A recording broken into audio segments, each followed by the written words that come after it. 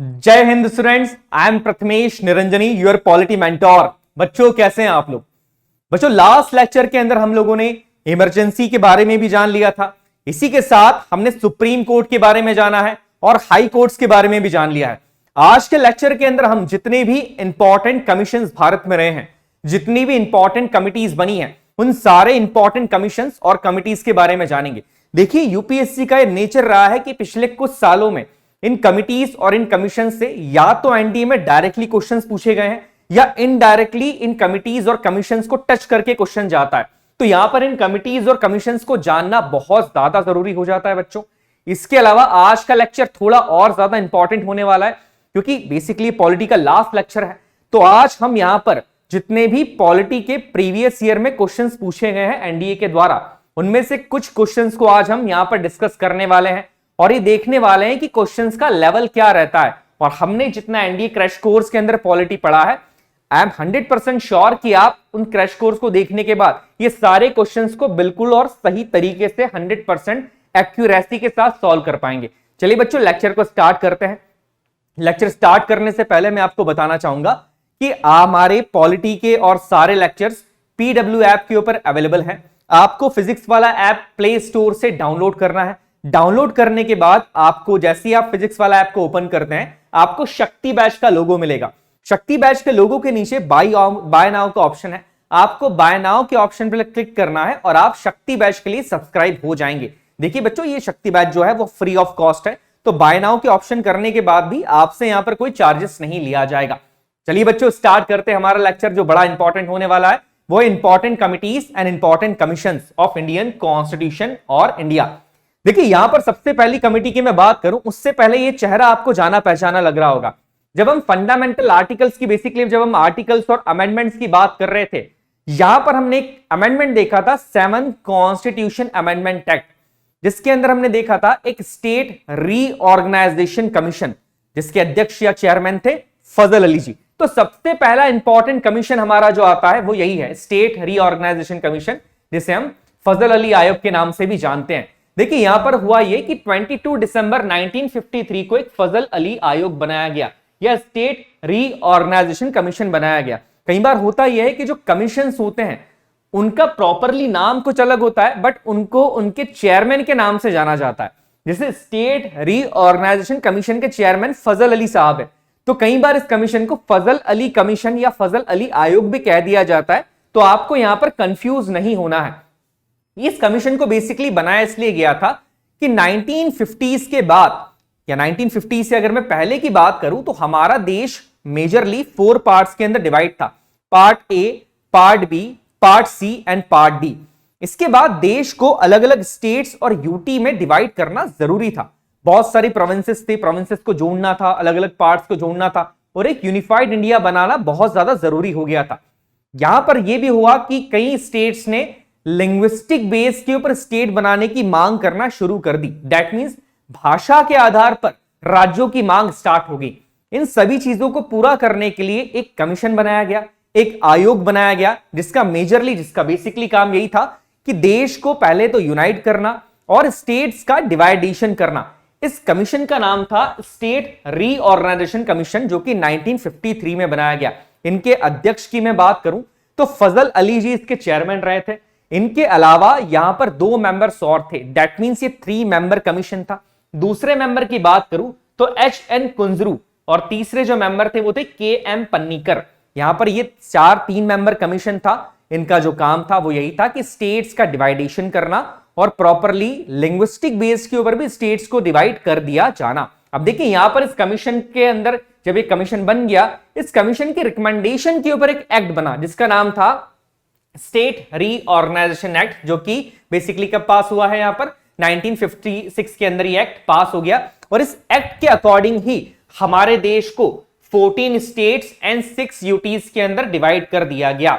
अगर मैं बात करूं यहां पर कि इससे पहले यूनियन टेरिटरीज वाला प्रावधान नहीं था, बट इस कमीशन की रिकमेंडेशन के ऊपर और इस एक्ट के बाद ही देश को बेसिकली 14 स्टेट्स के अंदर और 6 यूनियन टेरिटरीज के अंदर डिवाइड कर दिया गया। तो यहां पर एनडीए में क्वेश्चन ये पूछा जा सकता है कि किस कमीशन के थ्रू स्टेट्स को डिवाइड कर दिया गया था, या ये पूछा जा सकता है कि किस कमीशन ने लैंग्विस्टिक बेस्ड के ऊपर, भाषा के आधार पर राज्यों की बाउंड्रीज को अल्टर करा था या डिवाइड किया था। या ये भी पूछ सकते हैं कि यहां पर स्टेट रीऑर्गेनाइजेशन कमीशन के चेयरमैन कौन थे। तो इस तरह के क्वेश्चंस जो है बच्चों इस कमीशन से एनडीए में बन सकते हैं। चलिए नेक्स्ट कमीशन को हम देख लेते हैं, बड़ा इंपॉर्टेंट सा कमीशन है।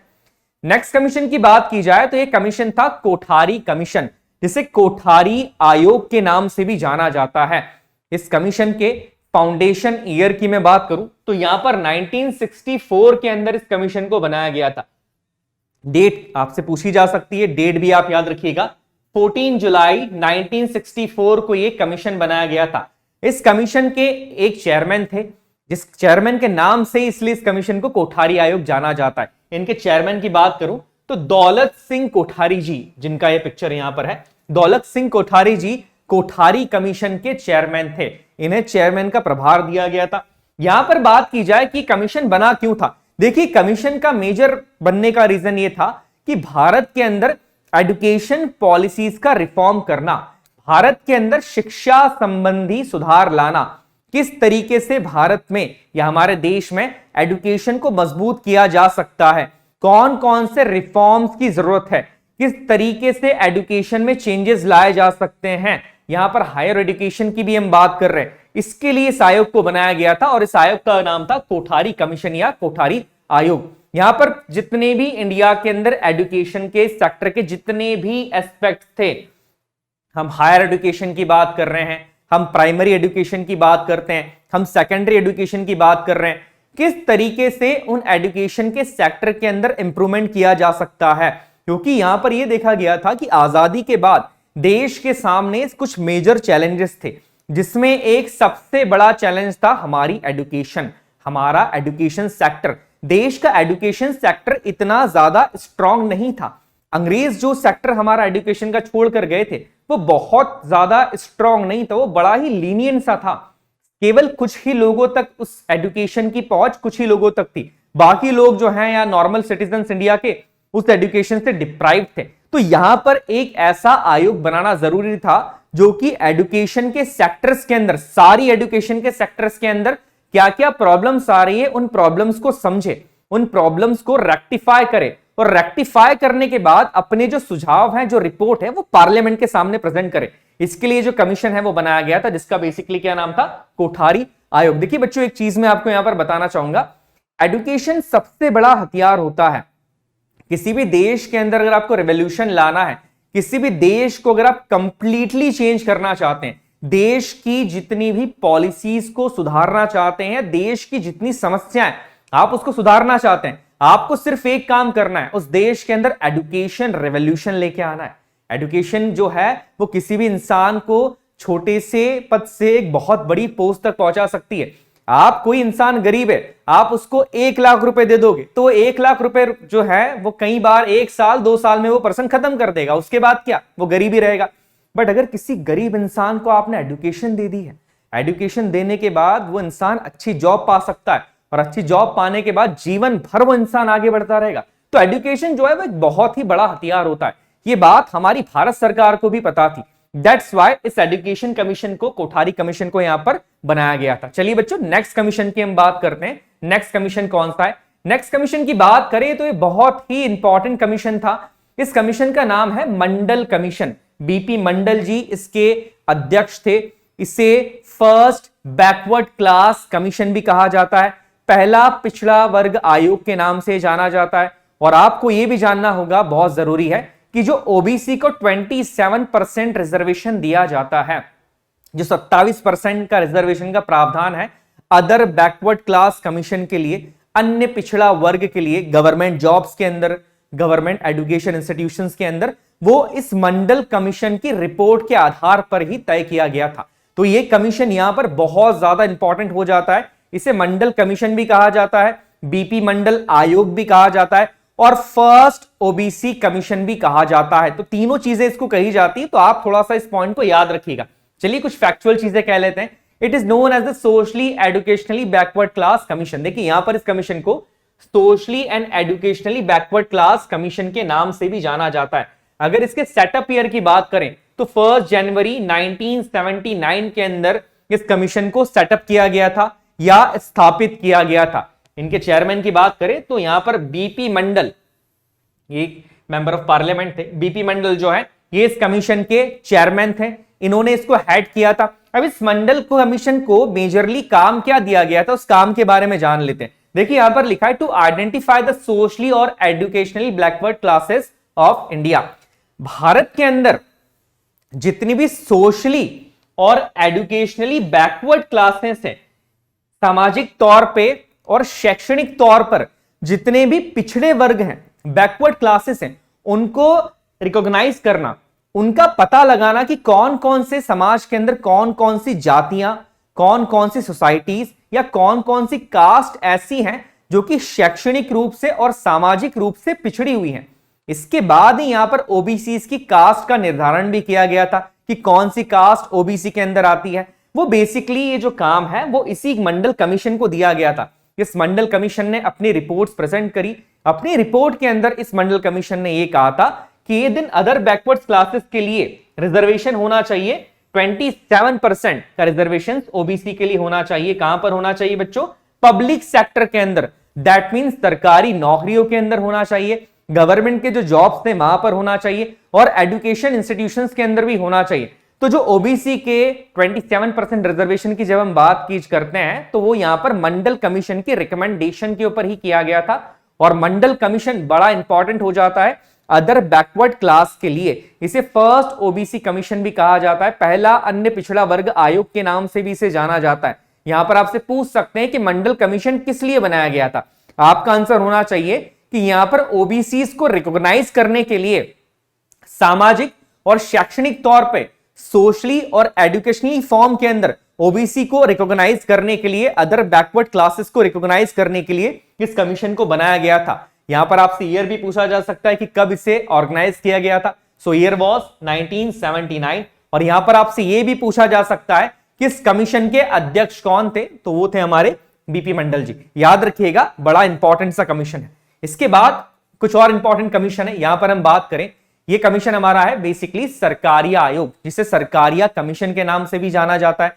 ये जो पर्सन है ये हमारे आरएस सरकारिया है, जो कि जस्टिस हैं, बहुत बड़े कह सकते हैं कि लीगल रिनोन नेम के नाम से इन्हें जाना जाता है। जो लोग कानून के सलाहकार हैं या जो कानून को थोड़ा बहुत जानते हैं, जो एडवोकेट्स हैं, वो इन्हें जानते होंगे क्योंकि बहुत ही रिनोन नेम है ये जुडिशरी की दुनिया में। चलिए ठीक है, यहां पर अगर बात करें तो ये जो कमीशन सेटअप किया गया था वो किया गया था जून 1983 के अंदर, जिसका नाम था सरकारिया आयोग। ये सरकारिया आयोग नाम इसलिए पड़ा था बिकॉज इस कमीशन के जो चेयरमैन है वो आरएस सरकारिया थे, जो कि जस्टिस थे, जज थे, याद रखिएगा। अब ये कमीशन क्यों बनाया गया था, इसके पीछे की स्टोरी बहुत ज्यादा इंपॉर्टेंट है। जैसे यहां पर एक लाइन लिखी है, to examine centre and state relations.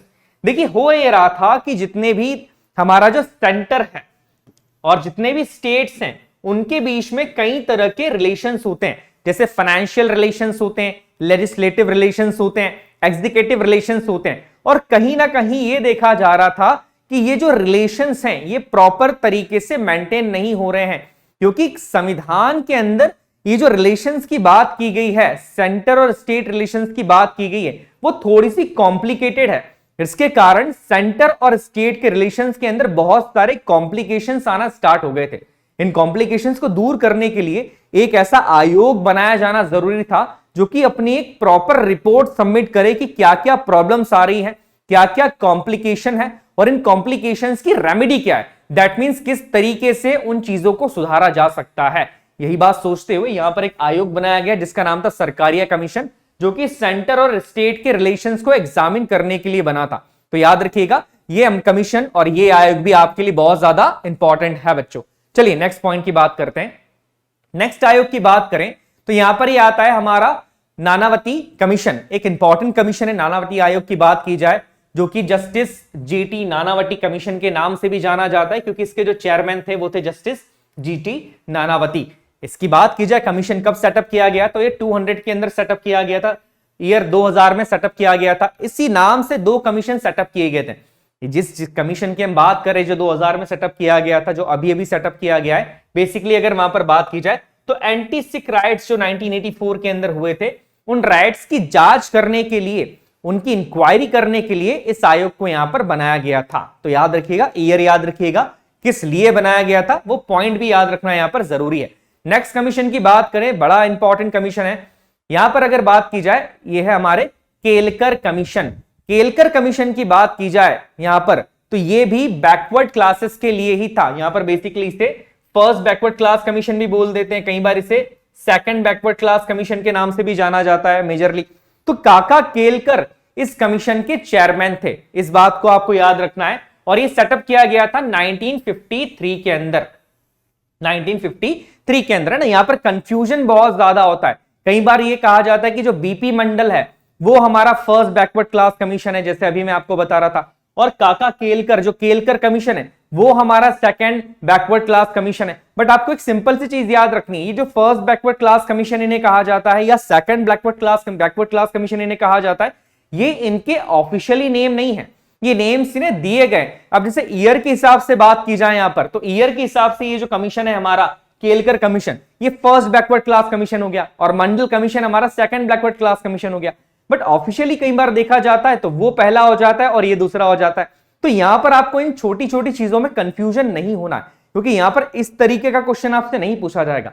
आपसे ये पूछा जाएगा कि जो केलकर कमीशन था या केलकर आयोग था वो कब सेटअप किया गया था, उसके चेयरमैन कौन थे, और उसे सेटअप करने का मोटिव क्या था, किस लिए केलकर कमीशन को सेटअप किया गया था, है ना। चलिए देखते हैं बच्चों, यहां पर क्या है कि सोसाइटी के जितने डिप्राइव्ड क्लासेस हैं, मेजरली हम ओबीसी क्लासेस की बात कर रहे हैं, उनके अपलिफ्टमेंट के लिए क्या क्या काम किए जाने चाहिए, उनको बढ़ाने के लिए क्या क्या काम किए जाने चाहिए, इसी के लिए ये कमीशन सेटअप किया गया था। कमीशन का ईयर याद रखिएगा 1953, ईयर यहां पर थोड़ा सा इंपॉर्टेंट हो जाता है बच्चों, याद रखिएगा इस चीज को। चलिए नेक्स्ट पॉइंट की बात की जाए, बड़ा ही बहुत ज्यादा इंपॉर्टेंट कमीशन है ये, जिसे हम जानते हैं बेसिकली बलवंत राय मेहता कमिटी। बहुत ही इंपॉर्टेंट कमिटी है बलवंत राय मेहता कमिटी, पंचायती राज इंस्टीट्यूशन से ये कमिटी बिलोंग करती है। यहां पर ईयर अगर आपसे पूछा जाए कि the committee was appointed in 1957, Balwant Rai Mehta committee 1957 के अंदर बनाई गई थी। इसके जो चेयरमैन थे वो हमारे बलवंत राय मेहता जी थे, इस कमेटी के चेयरमैन। आगे अगर मैं बात करूं तो इन्होंने पंचायती राज के 3 टियर सिस्टम की बात करी है। 3 टायर सिस्टम की यहां पर बात कर रहे हैं। पंचायती राज का जो लेवल होगा वो 3 लेवल का होगा। आज हमारे यहां पर देश में जिस सिस्टम को फॉलो किया जाता है पंचायती राज इंस्टीट्यूशन में, वो 3 टियर सिस्टम ही है, जो कि बलवंत राय मेहता कमेटी की रिकमेंडेशन पे बनाया गया था। जैसे कि 3 टियर्स क्या है, ग्राम पंचायत, पंचायत समिति एंड जिला परिषद। ये 3 टियर सिस्टम का जो प्रावधान है, जो आज हमारे संविधान के अंदर है, पंचायती राज इंस्टीट्यूशन के अंदर 73rd कॉन्स्टिट्यूशन अमेंडमेंट एक्ट 1992 के अंदर, वो हमने बलवंत राय मेहता कमेटी की रिकमेंडेशन के ऊपर ही लिया है। यहां पर एक कमेटी क्या है, देखिए बहुत सारी चीजें थी यहां पर। इस कमेटी ने कुछ रिकमेंडेशंस दी, कुछ बातें बताई। उन्होंने ये भी कहा था कि जो चेयरमैन होंगे यहाँ के, ग्राम पंचायत के, पंचायत समिति के, जिला परिषद के जो रिप्रेजेंटेटिव्स होंगे या जो चेयरमैन होंगे, उनको डायरेक्टली भी इलेक्ट किया जाना चाहिए और इनडायरेक्टली भी यहां पर इलेक्ट किया जाना चाहिए। तो इसे बहुत सारी रिकमेंडेशन इस कमीशन के द्वारा यहां पर दी गई थी। नेक्स्ट अगर बात करें तो जैसा मैंने आपको बताया कि इस कमीशन ने 3 टियर पंचायती राज सिस्टम की बात करी है। जैसे कि बात की जाए कि सबसे ऊपर होगी यहां पर जिला परिषद, जो कि डिस्ट्रिक्ट लेवल के ऊपर काम करेगी। जिला परिषद जो है वो डिस्ट्रिक्ट लेवल के ऊपर काम करती है। इसके बाद पंचायती समिति होगी बेसिकली, जो कि ब्लॉक लेवल के ऊपर काम करती है। और सबसे नीचे जो होगी वो होगी ग्राम पंचायत, जो कि विलेज लेवल के ऊपर काम करती है। तो देखिए कहीं ना कहीं ये जो है पावर के डिस्ट्रीब्यूशन की बात करते हैं कि जो सेंटर का पावर है वो डिस्ट्रीब्यूट होता जा रहा है। सेंटर से स्टेट है, स्टेट के बाद पावर कहां डिस्ट्रीब्यूट हो गया है, इन विलेजेस के अंदर भी डिस्ट्रीब्यूट हो गया। तो पावर ऑफ के डिस्ट्रीब्यूशन की बात यहां पर की गई है। बड़ा इंपॉर्टेंट चीजें हैं, याद रखिएगा। सबसे छोटा जो लेवल होता है पंचायती राज इंस्टीट्यूशन के अंदर, वो आपकी ग्राम पंचायत होती है, जो कि विलेज लेवल के अंदर आती है। ये क्वेश्चंस पूछा गया है कि सबसे छोटा लेवल क्या था पंचायती राज सिस्टम का। जो 3 टियर सिस्टम है उसमें तीसरा टियर क्या है, या सबसे छोटा कमिटी कौन सी थी, या सबसे छोटा सिस्टम कौन सा है बच्चों, तो वो होता है हमारा बेसिकली ग्राम पंचायत। इस पॉइंट को आपको याद रखना है। चलिए नेक्स्ट पॉइंट की बात की जाए यहां पर 73rd constitutional amendment act of 1992 बड़ा इंपॉर्टेंट हो जाता है। पंचायती राज से अभी तक एनडीए ने क्वेश्चंस पूछे नहीं है, यूपीएससी ने क्वेश्चन पूछा नहीं है, बट संभावनाएं इस बार यह है कि हो सकता है पंचायती राज से भी कोई ना कोई क्वेश्चंस पुट कर दिया जाए। सो दैट्स व्हाई यहां पर 73rd कॉन्स्टिट्यूशन अमेंडमेंट एक्ट 1992 को जानना जरूरी है। हमने लास्ट लेक्चर के अंदर भी डिस्कस करा है कि इसी अमेंडमेंट एक्ट के थ्रू हमारे पंचायती राज इंस्टीट्यूशंस को कॉन्स्टिट्यूशनल स्टेटस मिला है, संवैधानिक दर्जा मिला है। अब कोई चीज अगर संविधान में चली गई है तो सारी स्टेट्स को उसे लागू करना ही होगा। सो दैट्स व्हाई ये जो अमेंडमेंट है ये बहुत ज्यादा इंपॉर्टेंट हो जाता है। चलिए देख लेते हैं कि इस अमेंडमेंट के थ्रू क्या क्या मेजर चीजें जोड़ी गई थी, उन मेजर पॉइंट्स को जानना यहां पर जरूरी है। देखिए बच्चों, पहली चीज तो यह है कि हमारे संविधान का पार्ट 9 इस एक्ट के थ्रू ऐड कर दिया गया था। पार्ट 9 जो हमारे संविधान का है वो इस एक्ट के थ्रू यहां पर ऐड कर दिया गया है, 73rd कॉन्स्टिट्यूशन अमेंडमेंट एक्ट के थ्रू। दूसरी बात अगर यहां पर करें कि 11 शेड्यूल को भी यहां पर ऐड किया गया था। पहले अगर हम बात करें शुरुआत में जब हमारा संविधान बना था उसमें 395 आर्टिकल्स थे और 8 शेड्यूल थे, 8 शेड्यूल हैं। आज की अगर हम बात करें तो वो 8 शेड्यूल 12 शेड्यूल हो गए हैं, 12 शेड्यूल हो गए। तो यहां पर जो 11 शेड्यूल था वो इसी एक्ट के थ्रू यहां पर ऐड किया गया था, याद रखिएगा। नेक्स्ट अगर बात करें कि शेड्यूल के थ्रू 29 फंक्शनल आइटम्स दिए गए थे, 29 सब्जेक्ट्स दिए गए थे पंचायत के लिए। ये सब्जेक्ट्स भी अभी हम आगे इसी लेक्चर के अंदर देखेंगे। 29 फंक्शनल आइटम्स यहां पर दिए गए थे। नेक्स्ट अगर बात की जाए कि यहां पर इस पार्ट में जो पार्ट 9 है हमारे कॉन्स्टिट्यूशन का, जो कि 73rd कॉन्स्टिट्यूशन अमेंडमेंट एक्ट 1992 से जुड़ा है, वहां पर 243 आर्टिकल 243 से लेके आर्टिकल 243 ओ तक की बात की गई है। ये सारे आर्टिकल्स इसके अंदर आते हैं। नेक्स्ट अगर पॉइंट की बात की जाए बच्चों तो इसके थ्रू पंचायती राज का 3 टियर सिस्टम बनाया गया था, जो किस कमेटी के रिकमेंडेशन के आधार पर है, अभी हमने देखा है बलवंत राय मेहता कमेटी के रिकमेंडेशन के आधार पर इसे बनाया गया था। नेक्स्ट अगर पॉइंट की बात की जाए यहां पर कि यहां पर यह देखा गया था कि the members to all the levels of the Panchayati Raj are elected directly, कि पंचायती राज के अंदर जितनी भी मेंबर्स होंगे यहां पर, है ना, मैं प्रॉपरली भी चेयरमैन की बात नहीं कर रहा हूं, जितने भी मेंबर्स होंगे पंचायती राज के अंदर तीनों टीयर्स के अंदर, वो डायरेक्टली इलेक्ट किए जाएंगे लोगों के द्वारा, लोग उनको इलेक्ट करेंगे। इसकी बात भी यहां पर की गई थी। इसके अलावा अगर हम बात करें यहां पर कि रिजर्वेशन ऑफ सीट्स दिया गया था, सीट्स रिजर्व की गई है पंचायत के अंदर। पंचायती राज इंस्टीट्यूशंस के अंदर सीट्स का रिजर्वेशन भी होता है। जैसे रिजर्वेशन का प्रावधान हमारे देश में हर ऑर्गेनाइजेशन के अंदर है, वैसे ही पंचायती राज इंस्टीट्यूशंस के अंदर भी सीट्स रिजर्व की जाती है। जैसे लोकसभा के इलेक्शन के अंदर हमने देखा था एसटी एससीज और ओबीसीज के लिए, वुमेन्स के लिए, माइनॉरिटीज के लिए यहां पर सीट्स रिजर्व होती है। वैसे ही यहां पर भी पंचायती राज इंस्टीट्यूशंस के चुनाव के अंदर भी रिजर्वेशन ऑफ सीट्स का प्रावधान है। अब वो क्या क्या प्रावधान है वो हम देख लेते हैं कि एसटी एससीज की जो सीट्स रहती है वो उनके पॉपुलेशन के अकॉर्डिंग ही यहां पर रिजर्व की जाती है। इसके अलावा अगर हम वुमेन सीट्स की बात करें, ये वाला पॉइंट इंपॉर्टेंट हो जाता है कि महिलाओं के लिए कितनी सीटों का आरक्षण है पंचायती राज इंस्टीट्यूशन में। तो अगर वुमेन सीट्स की बात की जाए तो not less than 1/3 of the total number of seats to be reserve for women. जितनी भी सीट्स हैं, जितनी भी नंबर ऑफ सीट्स हैं जिसके ऊपर चुनाव किए जा रहे हैं पंचायती राज के, उसका 1/3 सीट्स जो है वो वुमेन्स के लिए रिजर्व रहेगी। अब जैसे एग्जांपल के थ्रू समझ लेते हैं, मान लेते हैं कि टोटल सीट्स 300 है। अब 300 का 1/3 यहां पर कितना हो जाएगा, ऑब्वियसली यहां पर बात की जाए तो 300 का जो 1/3 है वो हो जाएगा 100। तो यहां पर जो 100 सीट्स होंगी बच्चों वो किसके लिए रिजर्व होगी, यहां पर वुमेन्स के लिए रिजर्व होती हैं। ये कंपल्सेशन है, ये क्वेश्चन पूछा जा सकता है। आपको इस पॉइंट को बहुत ध्यान से सुनना है और बहुत ज्यादा ध्यान रखना है इस पॉइंट का। नेक्स्ट बात की जाए कि ड्यूरेशन ऑफ पंचायत की, जो पंचायत के इंस्टीट्यूशंस होते हैं चुनाव के बाद, इनकी ड्यूरेशन कितनी होगी, तो देखिए ड्यूरेशन वही होती है, यहां पर 5 साल का ड्यूरेशन होता है। जो पंचायत का ड्यूरेशन होगा यहां पर वो 5 इयर्स का होगा। तो 73rd कॉन्स्टिट्यूशन अमेंडमेंट एक्ट 1992, जिसके थ्रू पंचायती राज इंस्टीट्यूशंस को एक कॉन्स्टिट्यूशनल बॉडीज बना दिया गया है। संविधान के अंदर बॉडीज तो नहीं बनाया था बट कॉन्स्टिट्यूशन स्टेटस दे दिया गया था।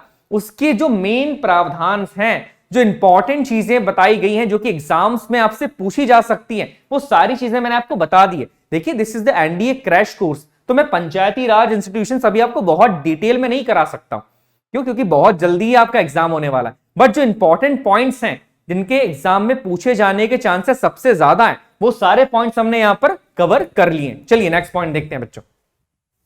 नेक्स्ट पॉइंट की बात की जाए, जैसे हमने देखा था कि पार्ट 9 के अंदर आर्टिकल 243 पंचायत की बात करता है। अब यहां पर एग्जाम के अंदर आपसे इन आर्टिकल से क्वेश्चंस पूछे जा सकते हैं कि कौन सा आर्टिकल किसको डिफाइन करता है। अब आपको लग रहा होगा कि सर ये तो बहुत सारे आर्टिकल्स हैं, 243 से लेके 243O तक हम आर्टिकल्स की बात कर रहे हैं। यहां पर सारे आर्टिकल्स आपको याद नहीं रखने, कुछ आर्टिकल्स यहां पर इंपॉर्टेंट हो जाते हैं जिससे क्वेश्चन आपसे पूछे जा सकते हैं। जैसे कि यहां पर ग्राम सभा की बात करें तो वो आर्टिकल 243A के अंदर आती है। जो कंपोजिशन है पंचायती राज इंस्टीट्यूशंस का वो 243C के अंदर है।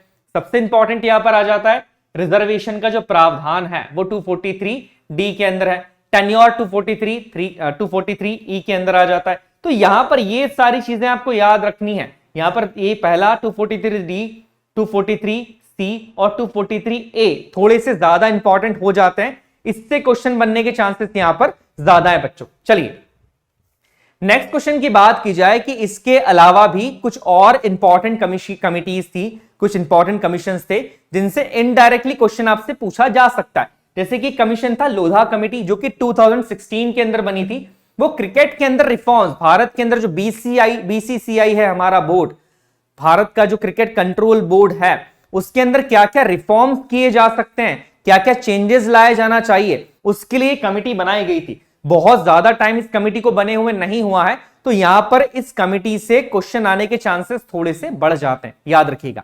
नेक्स्ट पॉइंट की बात की जाए, नेक्स्ट कमिटी की बात की जाए तो मल्होत्रा कमिटी, जो कि 1993 में बनाई गई थी। इंश्योरेंस सेक्टर के अंदर जो कि रिफॉर्म्स लाने चाहिए, इंश्योरेंस सेक्टर के अंदर क्या क्या चीजें चेंज करनी चाहिए, उसके लिए कमिटी बनाई गई थी मल्होत्रा कमिटी। कमिटी का नाम याद रखिएगा आप। नेक्स्ट कमिटी की बात की जाए तो सबसे इंपॉर्टेंट कमिटी जिसे नरसिम्हन कमिटी के नाम से जाना जाता है। बैंकिंग सेक्टर की, इकोनॉमिक्स की भी सबसे इंपॉर्टेंट कमिटी यही है। ये क्वेश्चन आपसे इकोनॉमिक्स में भी पूछा जा सकता है कि नरसिम्हन कमिटी किस सेक्टर से बिलोंग करती है। तो बेसिकली जो भी बैंकिंग सेक्टर के अंदर जितने भी रिफॉर्म्स लाए गए थे, हमारे बैंकिंग सेक्टर में जितने भी चेंजेस लाए गए थे, या क्या क्या चेंजेस लाया जाना चाहिए हमारे बैंकिंग सेक्टर को सही करने के लिए, ताकि हम फाइनेंशियल इंक्लूजन के गोल को अचीव कर सकें, इसके लिए इस कमेटी को बनाया गया था, जिसका नाम था नरसिम्हन कमेटी, जो कि 1991 में बनाई गई थी। तो नरसिम्हन कमेटी किससे बिलोंग करती है? बैंकिंग सेक्टर रिफॉर्म से, याद रखिएगा इसको।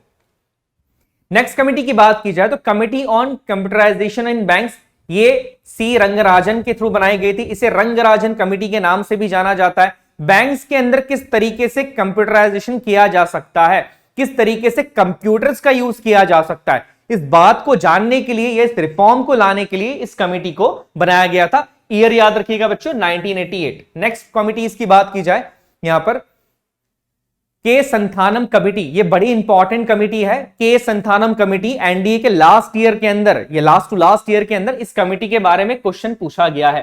संथानम कमेटी के बारे में क्वेश्चन पूछा गया है, तो आपको याद रखना है Santhanam committee basically anti corruption के लिए बनाई गई थी। भारत में, देश में एंटी करप्शन मेजर्स लेने के लिए, यहां पर करप्शन को कम करने के लिए क्या मेजर्स लिए जाने चाहिए, किस तरीके से देश में करप्शन को कम किया जा सकता है, उस करप्शन को कम करने के लिए जो रिपोर्ट तैयार की गई थी कि क्या क्या मेजर्स लेने चाहिए, वो संथानम कमेटी ने ही तैयार करी थी।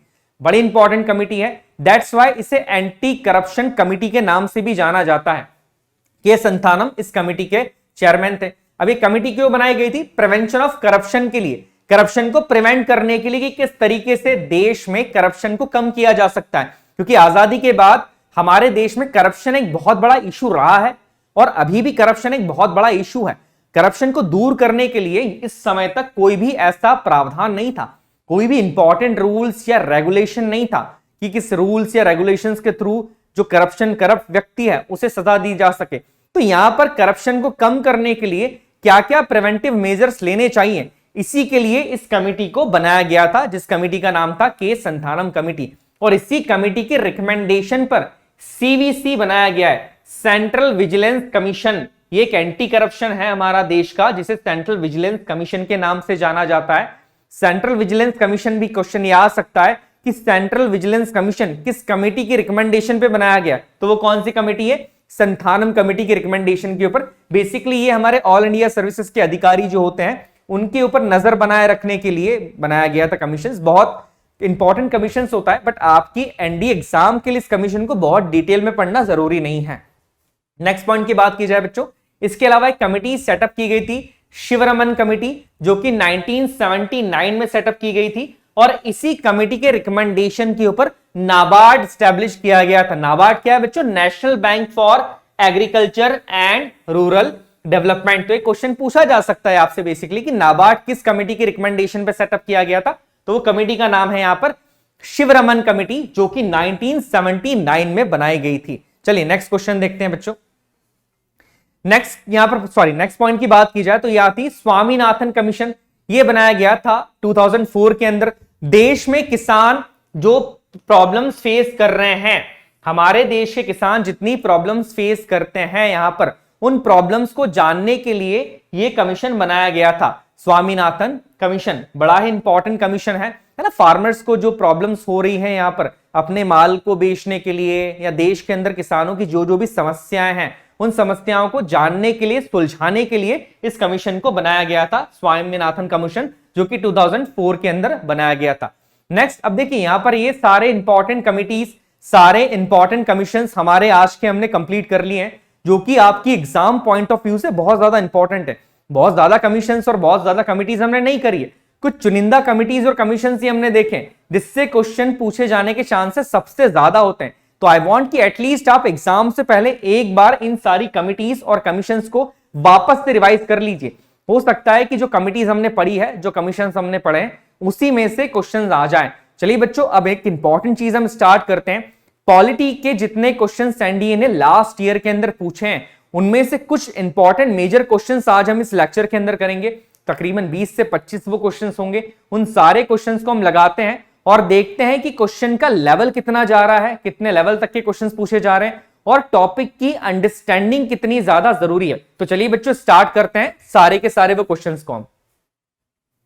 फर्स्ट क्वेश्चन की बात की जाए बच्चों, तो पहला क्वेश्चन ये है कि विच one of the following directive principle was inserted by the constitution 42nd amendment act 1976। ये एनडीए के 2020 एग्जाम के अंदर पूछा गया है। अगर आप लोगों को याद हो तो हमने एक क्वेश्चन ऑलरेडी कर लिया है।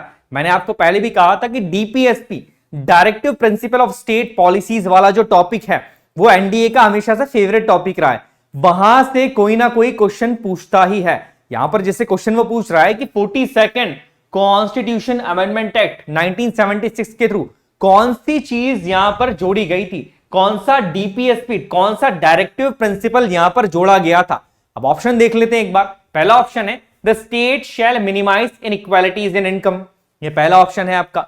सेकंड ऑप्शन है equal justice and free legal aid, ये सेकंड ऑप्शन है। ऑप्शन सी कहता है प्रमोशन ऑफ कोऑपरेटिव सोसाइटीज, और ऑप्शन डी कहता है provision for early childhood care. अब देखिए क्वेश्चन बड़ा आसान है। अगर आपने लेक्चर देखा है डीपीएसपी वाला, जो उस पॉइंट को जब मैं बता रहा था तभी मैंने आपसे कहा था कि डीपीएसपी के अंदर जो नए डीपीएसपी जोड़े गए हैं वो बहुत ज्यादा इंपॉर्टेंट हो जाते हैं। अब देखिए यहां पर क्या है, डीपीएसपी के अंदर basically 42nd constitution amendment act के थ्रू कुछ डीपीएसपी जोड़े गए।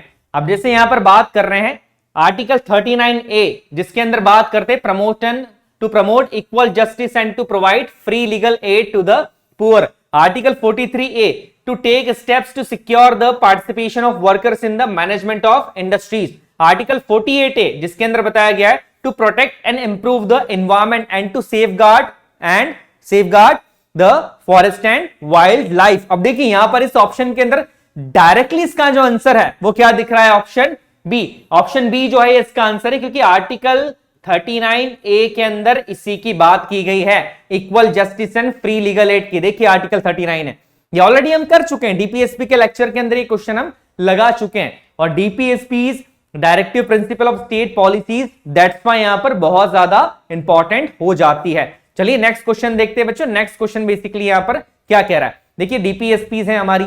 आई वांट कि आप ये सारी डीपीएसपी को देख लें, क्योंकि आने वाले कुछ questions directive principle of state policies से ही आएंगे। दैट्स व्हाई डीपीएसपी को बहुत अच्छे से पढ़ना आपके लिए जरूरी है। चलिए नेक्स्ट क्वेश्चन देखते हैं। नेक्स्ट क्वेश्चन क्या है, ये क्वेश्चन भी एनडीए 2020 के अंदर ही पूछा गया है। क्वेश्चन में कहा गया है according to the article 79 of constitution of India, which of the following is are describe as a part of parliament of India.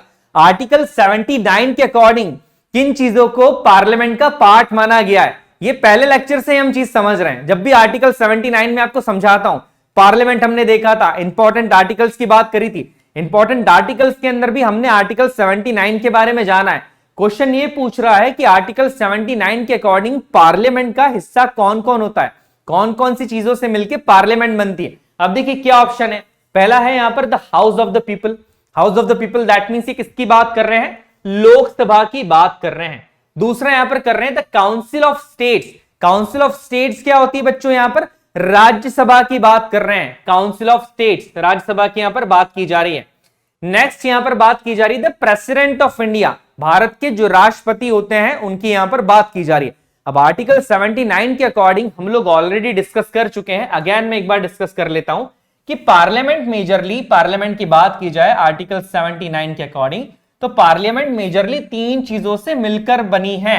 पहले होते हैं हमारे प्रेसिडेंट जो कि आर्टिकल 52 के अंदर आते हैं। उसके बाद अगर मैं बात करूं तो हमारी होती है राज्यसभा जो हाउस ऑफ स्टेट्स के नाम से भी जाना जाता है, जो कि आर्टिकल 80 के अंदर आता है। और तीसरे हमारी होती है लोकसभा जिसे हाउस ऑफ पीपल के नाम से जाना जाता है, जो कि आर्टिकल 81 के अंदर आती है। तो देखिए इस क्वेश्चन के अंदर तीनों ऑप्शंस ही सही हैं कि हाँ हमारी पार्टिकल जो हमारी जो पार्लियामेंट है वो हाउस ऑफ द पीपल से मिलकर भी बनी होती है, काउंसिल ऑफ स्टेट से मिलकर भी बनी है एंड प्रेसिडेंट ऑफ इंडिया से मिलकर भी बनी होती है। तो यहां पर ऑप्शन जो है 1, 2 एंड 3 तीनों ऑप्शन सही है, तीनों चीजों से मिलकर बनी है। ये क्वेश्चन हमारा सही हो जाता है।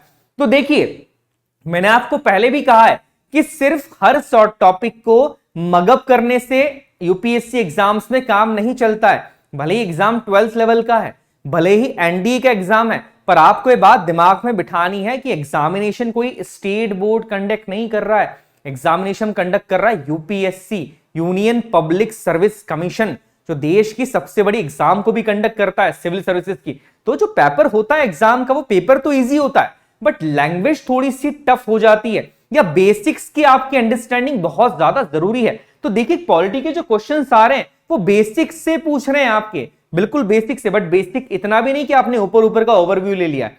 बेसिक आपका बहुत अच्छा होना चाहिए। जैसे इससे पहले जो क्वेश्चन आया था उसमें आपसे डीपीएसपी के अंदर भी उस अमेंडमेंट से क्वेश्चन पूछ लिए जिसमें 3 नए डीपीएसपी, 4 नए डीपीएसपी बेसिकली जोड़े गए थे। तो याद रखिएगा यहां पर बेसिक्स की अंडरस्टैंडिंग होना बहुत ज्यादा जरूरी है बच्चों। चलिए इस क्वेश्चन का आंसर जो है वो क्या हो गया था? डी हो गया था।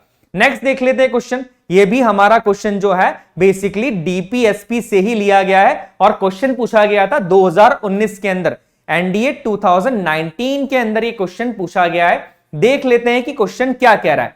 क्वेश्चन के अंदर पूछा है article 46 of the constitution of India refers to the promotion of educational and economical interest of. हमारे संविधान का जो आर्टिकल 46 है, अब आर्टिकल 46 के अंदर आता है, आर्टिकल 46 जो है वो डीपीएसपी के अंदर आता है, directive principles of state policies के अंदर ही आता है हमारा आर्टिकल 46। तो यहां पर ये पूछ रहे हैं कि आर्टिकल 46 के अंदर जो बात की गई है प्रमोशन की, एजुकेशन को प्रमोट करना है, इकोनॉमिकल इंटरेस्ट को प्रमोट करना है, वो किन के लिए बात की गई है, किनको रिफर किया गया है। तो देख ली एक बार हम सबसे पहले आर्टिकल 46 को देख लेते हैं कि आर्टिकल 46 है क्या। देखिए आर्टिकल 46 कहता है promotion of education and economical interest of schedule caste, schedule tribes and other backward या अदर वीकर सेक्शन। यहां पर डायरेक्टली ये चीज लिखी गई है और क्वेश्चन भी इसी से पूछा है। क्वेश्चन के अंदर भी ये क्या कह रहे हैं कि article 46 of the constitution of India refers to the promotion of educationally and economical interest of, पहला है रिलीजियस माइनॉरिटी, ऑप्शन बी है schedule caste, schedule tribes and other weaker sections, option C है displaced persons from large irrigation projects और option D है the economically deprived. तो देखिए बड़ा simple सा इसका आंसर होगा ऑप्शन बी, क्योंकि 46 आर्टिकल जो बात करता है यहां पर एजुकेशनल इकोनॉमिकल इंटरेस्ट की बात करता है, वो एसटीज की बात कर रहा है, एससीज की बात कर रहा है एंड अदर वीकर सेक्शंस की बात कर रहा है। तो देखिए क्वेश्चन किस तरीके का पूछा इन्होंने एक डीपीएसपी के एक लाइन को, एक स्टेटमेंट को क्वेश्चन के फॉर्म में पूछ लिया है आपसे। देखिए डीपीएसपी बेसिक ही है, बेसिक से क्वेश्चन इस तरीके से आते हैं। तो अब आप सोच रहे हैं कि बहुत लाइट तरीके से पॉलिटी को पढ़ के क्वेश्चन हो जाएंगे, तो वो भी इतना ज्यादा आसान नहीं होगा। मैंने आपको कहा है कि आप बहुत ज्यादा डीपली मत पढ़ो चीजों को, बट एटलीस्ट हर सब्जेक्ट की, हर टॉपिक की एक बेसिक अंडरस्टैंडिंग होना यहां पर बहुत ज्यादा जरूरी हो जाता है बच्चों। चलिए नेक्स्ट क्वेश्चन देखते हैं। यहां पर नेक्स्ट क्वेश्चन की बात की जाए, the provision of the 5th schedule of the constitution of India shall not apply to the administration and control of the scheduled areas and scheduled tribes in, पहला है छत्तीसगढ़, झारखंड, उड़ीसा। स्टेटमेंट 2 कह रहा है कि Assam and Tripura.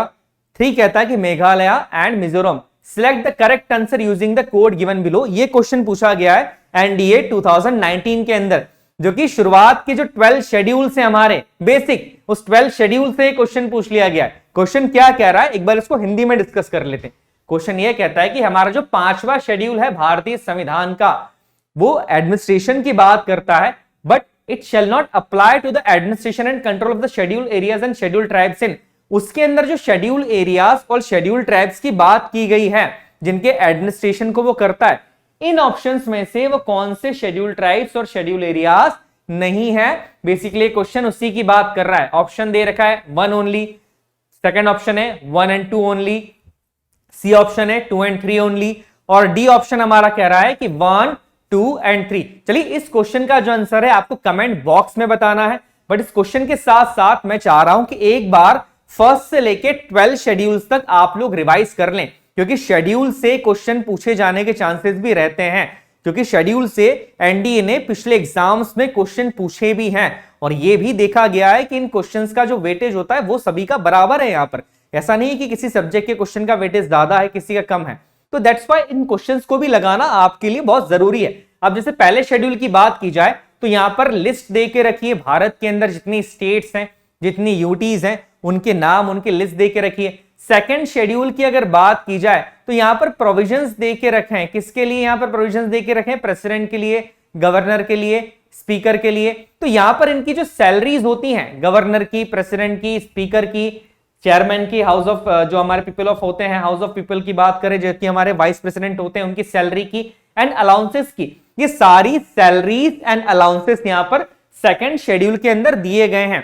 Third schedule की बात की जाए तो यहां पर forms of oath and affirmations की बात की गई है। दैट मींस वो जिस तरह की शपथ लेते हैं, क्या शपथ लेंगे, उस शपथ की बात यहां पर शेड्यूल 3 के अंदर की गई है। इसके अलावा अगर बात की जाए तो चौथे शेड्यूल के अंदर बड़ा इंपॉर्टेंट शेड्यूल है, यहां पर राज्यसभा के अंदर स्टेट्स का जो सीट्स का अलोकेशन होगा कि किस स्टेट से कितनी सीट्स राज्यसभा के लिए रिजर्व है, ये यहां पर इस शेड्यूल में दी गई है। देखिए मैं आपको बताना चाहूंगा, एक चीज ये कहना चाहूंगा कि जो राज्यसभा और लोकसभा के अंदर किस स्टेट को कितनी सीट दी गई है, उसको भी एग्जाम से पहले आप एक बार पढ़ के जाइएगा।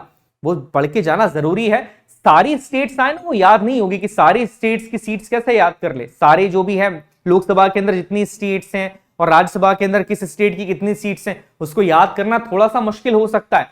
बट जो मेजर स्टेट्स हैं या जहां पर चुनाव अभी अभी संपन्न हुए हैं राज्यसभा के, उन स्टेट्स की सीट्स को याद करना आपको थोड़ा सा जरूरी हो जाता है बच्चों। वहां से क्वेश्चन बने जाने के या पूछने के चांसेस हैं, वो पूछ सकते हैं आपसे क्वेश्चन। चलिए 4th शेड्यूल हमारा हो गया है। 5th शेड्यूल की बात की जाए, 5th शेड्यूल बात करता है administration and control of schedule areas and schedule tribes. ST areas जैसे कुछ एरियाज होते हैं, जो कि मैंने आपको ऑलरेडी बताया था कि कुछ एरियाज होते हैं जहां पर नॉर्मल एडमिनिस्ट्रेशन से काम चलाया नहीं जा सकता है, तो वहां के एडमिनिस्ट्रेशन की जो बात करता है वो कौन कर रहा है? बेसिकली हमारा 5th शेड्यूल करता है। अब जो क्वेश्चन पूछा गया था, जिस क्वेश्चन को हम कर रहे हैं, वो यहां पर वो क्वेश्चन 6 शेड्यूल से रिलेटेड है। हमारा जो 6 शेड्यूल है वो प्रोविजंस कंटेन करता है ट्राइबल एरियाज के। कौन कौन से स्टेट्स के? आसाम, मेघालय, त्रिपुरा एंड मिजोरम। तो अब आपको इस 6 शेड्यूल को देखते हुए इस क्वेश्चन को सॉल्व करके उसका आंसर कमेंट बॉक्स के अंदर देना है। 2019 में ही पूछा है क्वेश्चन, और ज्यादा पहले नहीं पूछा है, अभी अभी ये क्वेश्चन पूछा गया है। नेक्स्ट की बात करें, 7th schedule of the union list, 7वां जो शेड्यूल है वो basically power distribution of powers की बात करता है सेंटर और स्टेट के बीच में, जिसमें 3 लिस्ट को डिफाइन किया गया है। हमारी थी यूनियन लिस्ट, उसके बाद हमारी स्टेट लिस्ट, और लास्ट थी हमारी कॉन्करेंट लिस्ट, है ना। ऑलरेडी हमने इन 3 लिस्ट को डिस्कस किया है। आपको कमेंट बॉक्स में यह बताना है कि आज की तारीख में इन लिस्ट के अंदर कितने कितने सब्जेक्ट हैं। यूनियन लिस्ट में आज कितने सब्जेक्ट हैं, कॉन्करेंट लिस्ट में आज कितने सब्जेक्ट हैं, और स्टेट लिस्ट के अंदर भी आज कितने सब्जेक्ट्स हैं। ये आज की तारीख के मैं पूछ रहा हूं। क्योंकि जब ये लिस्ट बनी थी तो यहां पर सब्जेक्ट्स कुछ कम थे, धीरे धीरे वो सब्जेक्ट्स बढ़ गए। तो आज कितने सब्जेक्ट्स हैं आपको ये बताना है। इसके बाद अगर मैं 8 शेड्यूल की बात करूं तो यहां पर जितनी भी हमारी लैंग्वेजेस हैं, जितनी भी लैंग्वेजेस को रिकॉग्नाइजेशन दिया गया है, मान्यता दी गई है, वो सारी लैंग्वेजेस इसके अंदर आती है। आज की अगर मैं बात करूं तो 22 लैंग्वेजेस हमारे यहां पर हमारे 8 शेड्यूल के अंदर प्रेजेंट है। आपको कमेंट बॉक्स में यह बताना है कि जब हमारा संविधान बना था, जब देश का कॉन्स्टिट्यूशन बना था, तो शुरुआती तौर पे 8 शेड्यूल में कितनी लैंग्वेजेस थी। वो धीरे धीरे बढ़ती गई है। जैसे हमने देखा था कि कॉन्स्टिट्यूशन अमेंडमेंट्स के थ्रू लैंग्वेजेस बढ़ती जा रही थी। जैसे 21st कॉन्स्टिट्यूशन अमेंडमेंट एक्ट के थ्रू सिंधी को जोड़ा गया था और भी बहुत सारी लैंग्वेजेस को जोड़ा गया था, है ना। हम लोगों ने जो अमेंडमेंट्स वाला आर्टिकल करा है, अमेंडमेंट्स वाला जो लेक्चर है हमारा इंपॉर्टेंट आर्टिकल्स एंड अमेंडमेंट्स वाला, उसमें मैंने वो सारे अमेंडमेंट्स बता दिए आपको ऑलरेडी, जिनके थ्रू बहुत सारी लैंग्वेजेस को जोड़ा गया है। तो अगर आपको इसमें कंफ्यूजन हो रहा है तो एक बार वो आर्टिकल्स और अमेंडमेंट्स वाला लेक्चर आपको जरूर देखना है, वो बहुत इंपॉर्टेंट लेक्चर है बच्चों। नेक्स्ट अगर बात की जाए, 9 schedule contains provision as to validation of certain acts and regulations, land reform की यहां पर बात की गई है।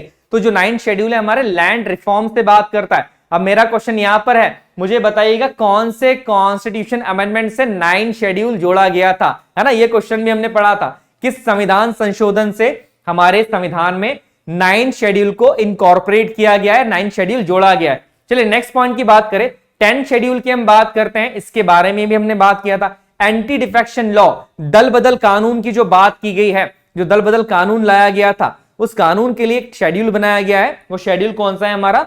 10 शेड्यूल। 10 शेड्यूल भी किस कॉन्स्टिट्यूशन अमेंडमेंट एक्ट के थ्रू ऐड किया गया है, इसको भी आपको कमेंट बॉक्स के अंदर ही बताना है। ये भी इंपॉर्टेंट क्वेश्चन है, ऑलरेडी हमने डिस्कस करे अमेंडमेंट्स वाले लेक्चर के अंदर ये सारी चीजें। नेक्स्ट पॉइंट की बात की जाए बच्चों, नेक्स्ट है हमारा 11 शेड्यूल। 11 शेड्यूल जो हमने बात करा है कि हमारा जो पंचायती राज इंस्टीट्यूशन है, जो 73rd बेसिकली बात की जाए कॉन्स्टिट्यूशन अमेंडमेंट एक्ट 1992 के थ्रू बना है, उसके थ्रू 11 शेड्यूल को बनाया गया था।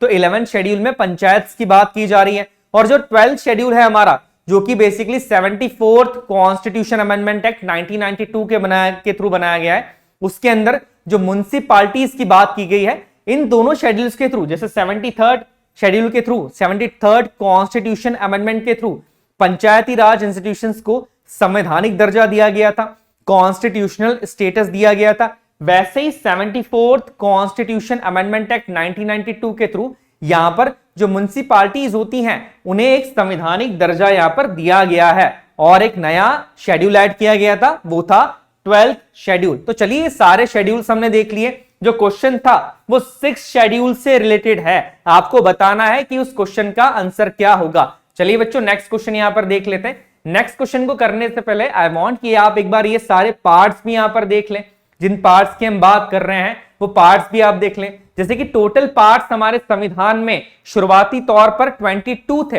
अब कितने हो गए हैं? अब 25 हो गए। अब आप बोलेंगे सर 25 कैसे हो गए, यहां तो 22 ही दिख रहा है। देखिए बच्चों यहां पर क्या हो रहा है, यहां पर पार्ट्स को ऐड कर दिया जाता है। जैसे पार्ट 4A ऐड कर दिया, 9A ऐड कर दिया है यहां पर, है ना। तो इस तरीके से जब पार्ट्स को आप ऐड करते जाते हैं, तो इस तरीके से जब आप काउंट करते हैं तो ये टोटल पार्ट्स कितने हो जाते हैं? 25 हो जाते हैं। इसका याद रखिएगा, ये पॉइंट भी बड़ा इंपॉर्टेंट है। कौन सा आर्टिकल से किस आर्टिकल तक कौन सा पार्ट किस एरिया की बात करता है, उसकी लिस्ट भी मैंने आपको यहां पर प्रोवाइड कर दी है। जैसे क्वेश्चन एक बार एनडीए में पूछा गया था कि सिटीजनशिप जो है वो किस पार्ट के अंदर आता है और किस आर्टिकल से किस आर्टिकल तक सिटीजनशिप की बात की गई है। तो आर्टिकल 5 से लेके आर्टिकल 11 तक सिटीजनशिप की बात की गई है। ये इंपॉर्टेंट चीज है, आपको याद रखना है। पार्ट्स को भी ध्यान रखना है, किस आर्टिकल में कौन से आर्टिकल है। सारे आर्टिकल्स आई नो कि आप सारे आर्टिकल्स किस पार्ट के अंदर है वो याद नहीं रख सकते, बट इंपॉर्टेंट चीजें आपको याद रखनी है। जैसे फंडामेंटल राइट्स हमारा कौन से पार्ट में आता है, तो ऑब्वियसली दिख रहा है कि पार्ट 3 हमारा फंडामेंटल राइट्स की बात करता है। डीपीएसपी किस पार्ट के अंदर आ रहा है, तो पार्ट 4 हमारा डीपीएसपी की बात करता है। फंडामेंटल ड्यूटीज किस पार्ट के अंदर आता है, तो पार्ट 4A के अंदर फंडामेंटल ड्यूटीज आता है। तो ये जो इंपॉर्टेंट पार्ट्स हैं, एटलीस्ट इन इंपॉर्टेंट पार्ट्स को आपको याद रखना है, क्योंकि डायरेक्टली या स्टेटमेंट के फॉर्म के अंदर एनडीए एग्जाम में इन क्वेश्चंस को पूछा जा सकता है। चलिए बच्चों नेक्स्ट क्वेश्चन एक बार हम देख लेते हैं। नेक्स्ट क्वेश्चन भी बड़ा इजी सा है, सिंपल सा क्वेश्चन है। क्वेश्चन है कि fundamental rights guaranteed under which one of the following articles of the constitution of India is available only to the citizen of India. Simple question है। ये पूछ रहे हैं कि इस फंडामेंटल राइट्स जो हमारे संविधान में दिए गए हैं, जो गारंटी के साथ दिए गए हैं, जिनकी गारंटी दी गई है, उन फंडामेंटल राइट्स के अंदर से कौन से ऐसे राइट्स हैं जो कि सिर्फ और सिर्फ इंडियन सिटीजन्स को ही दिए गए हैं, भारत के नागरिक के पास ही हैं। देखिए ये क्वेश्चन भी हमने ऑलरेडी किया है, इस क्वेश्चन को भी हमने फंडामेंटल राइट्स जब हम समझ रहे थे तो 2 स्लाइड्स के अंदर हमने स्लाइड्स देखी थी कि ऐसे फंडामेंटल राइट्स जो कि सिर्फ और सिर्फ भारत के नागरिक को ही अवेलेबल है वो कौन से हैं। तो देखिए बताइए, पहला है article 19, article 20, article 21 and article 22। तो इसका जो सिंपल सा आंसर है वो यहां पर होगा आर्टिकल 19। आर्टिकल 19 के अंदर जो राइट्स की गारंटी दी गई है ना, फ्रीडम ऑफ एक्सप्रेशन की मैं बात कर रहा हूं, फ्रीडम ऑफ स्पीच की बात कर रहा हूं, वो सिर्फ और सिर्फ इंडियन सिटीजन्स को ही अवेलेबल है, वो फॉरेनर्स को अवेलेबल नहीं है। याद रखिएगा, बड़ा सिंपल सा क्वेश्चन है बच्चों। नेक्स्ट क्वेश्चन देख लेते हैं। नेक्स्ट क्वेश्चन क्या है? नेक्स्ट क्वेश्चन कहता है, जो अभी इलेक्शन कमीशन हमने कुछ लेक्चर्स पहले ही देखा था, an election commissioner can be remove from office on the recommendation of. Election commissioner जो होते हैं उन्हें उनके ऑफिस से रिमूव किया जा सकता है, उन्हें उनके ऑफिस से हटाया जा सकता है। किसकी रिकमेंडेशन पे?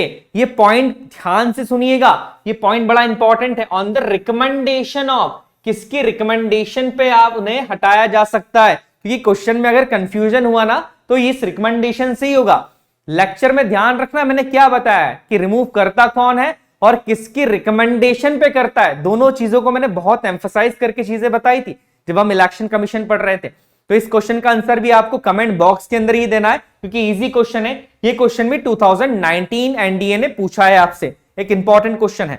नेक्स्ट क्वेश्चन देख लेते हैं बच्चों। नेक्स्ट क्वेश्चन जो कि 2019 में ही पूछा गया था, विच one of the following statement regarding the Rajya Sabha is not correct. Rajya Sabha, house of states, house of elders, जिसे हम सेकंड चैम्बर भी कहते हैं, सेकंड हाउस भी कहा जाता है। यहां पर जो कि आर्टिकल 80 के अंदर राज्यसभा आती है, ये पूछ रहे हैं कि राज्यसभा के रिगार्डिंग इसमें से कौन सा स्टेटमेंट सही नहीं है। चलिए पढ़ लेते हैं स्टेटमेंट्स क्या है, बड़ा इजी क्वेश्चन होने वाला है। Member are elected by the elected members of the legislative assemblies of a state, कि जो मेंबर्स इलेक्टेड होते हैं राज्यसभा के, वो स्टेट की लेजिस्लेटिव असेंबली के जो इलेक्टेड मेंबर्स होते हैं लेजिस्लेटिव असेंबली के, उन्हीं में से चुन के आते हैं। The election follows the system of proportional representation by means of single transferable vote, कि जो राज्यसभा के चुनाव होते हैं वो सिंगल ट्रांसफरेबल वोट के थ्रू ही आते हैं।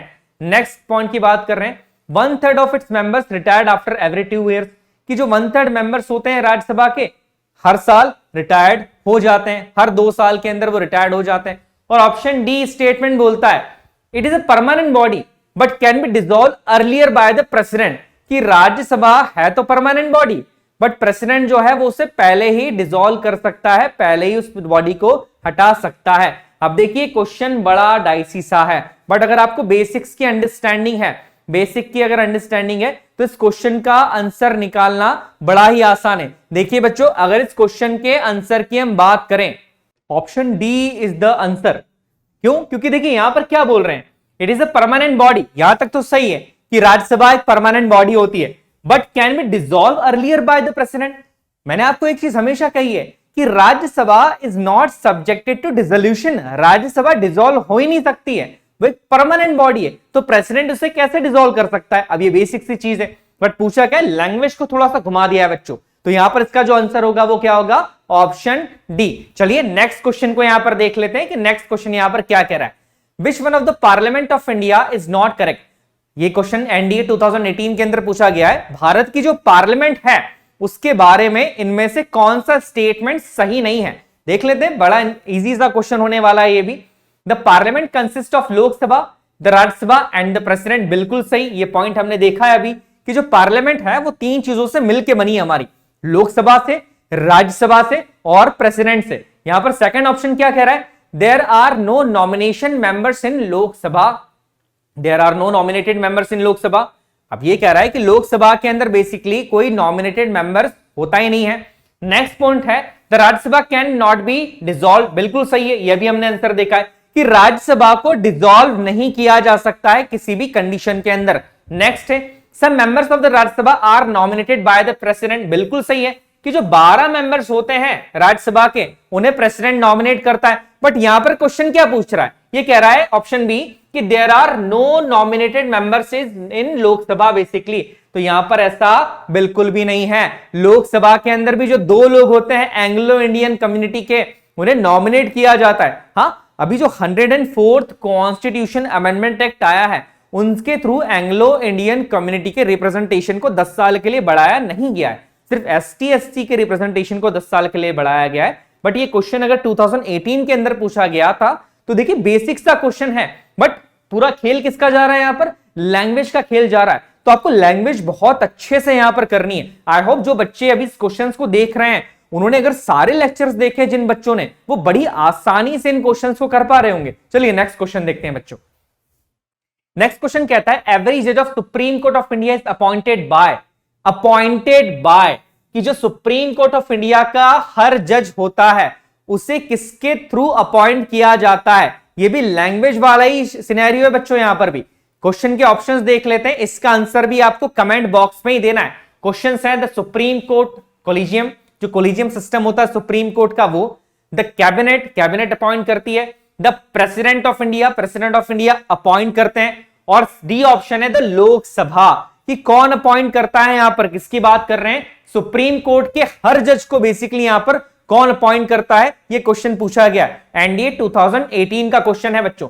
नेक्स्ट क्वेश्चन पूछ लेते हैं जो कि सीएजी से है, कंट्रोलर एंड ऑडिटर जनरल से क्वेश्चन पूछा गया है। हमने एक लेक्चर के अंदर सीएजी को बहुत अच्छे से समझा है, देख लेते हैं क्वेश्चन क्या पूछ रहा है। सिंपल सा ही क्वेश्चन है। क्वेश्चन पूछ रहा है कि which of the following statement with regard to the controller and auditor general of India is not correct. इसमें से कौन सा स्टेटमेंट कंट्रोलर और ऑडिटर जनरल के हिसाब से या उनकी पोस्ट के रिगार्डिंग सही नहीं है। पहला स्टेटमेंट कहता है कि he is appointed by the president of India, बिल्कुल सही, वो प्रेसिडेंट ऑफ इंडिया के थ्रू ही अपॉइंट किए जाते हैं। He can be remove from the office same way as जज ऑफ सुप्रीम कोर्ट, बिल्कुल सही, ये बात भी हमने करी है। जिस तरीके से सुप्रीम कोर्ट के जज को रिमूव किया जाता है पोस्ट से, उसी तरीके से सीएजी को भी अपनी पोस्ट से रिमूव किया जाता है।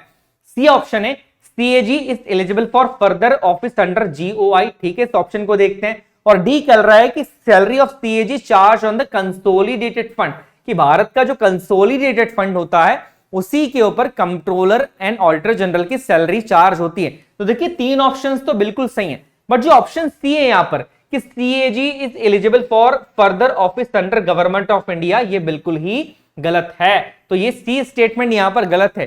कंट्रोलर एंड ऑडिटर जनरल वापस से रीअपॉइंट नहीं किए जाते हैं, पहली बात तो ये।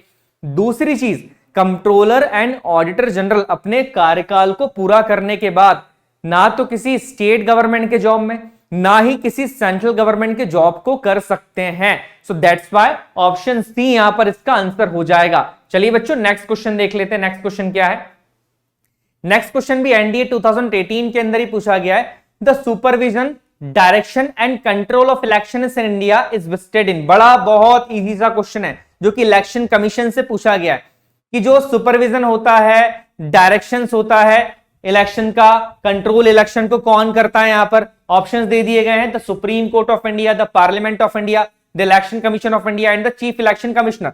तो बड़ा सिंपल सा आंसर इसका, option C is the right answer कि the election commission directs, supervise and control the elections in India.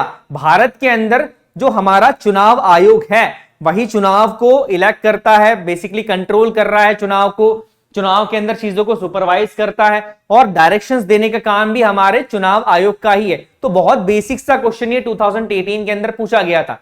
Next question की बात करें, article 352 of the constitution of India contains provision related to, बड़ा simple सा question है। इसका answer देखिए बड़ा ही इजी है क्योंकि 3 ऑप्शंस तो हो ही नहीं सकते। यहां पर पहला ऑप्शन है फाइनेंशियल इमरजेंसी जो कि आर्टिकल 360 की बात करता है।